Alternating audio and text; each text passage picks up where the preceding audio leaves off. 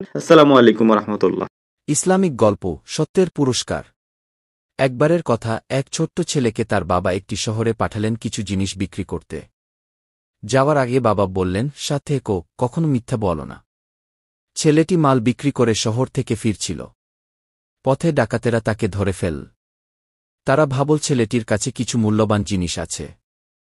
ডাকাতদের সর্দার জিজ্ঞেস করল, তোমার কাছে কি কিছু আছে? ছেলেটি বলল, হ্যাঁ, আমার জামার নিচে কিছু সোনার মুদ্রা আছে। সবাই অবাক হয়ে গেল, কারণ কেউই ভাবেনি যে একটি ছোট ছেলে সত্য বলবে। ডাকাত সর্দার বলল, তুমি কেন সত্য বললে? ছেলেটি বলল, আমার বাবা আমাকে বলেছে কখনো মিথ্যা বলতে নেই। আমি আল্লাহকে ভয় পাই।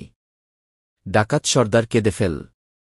সে বলল, তুমি আল্লাহকে ভয় পেলে, অথচ আমি সারা জীবন তাকে ভুলে গেছি। সেদিন থেকেই ডাকাত সর্দার ভালো মানুষ হয়ে গেল। সত্যবাদিতা মহান গুণ, আর আল্লাহকে ভয় করা একজন মানুষকে সত্য পথে চালিত করে।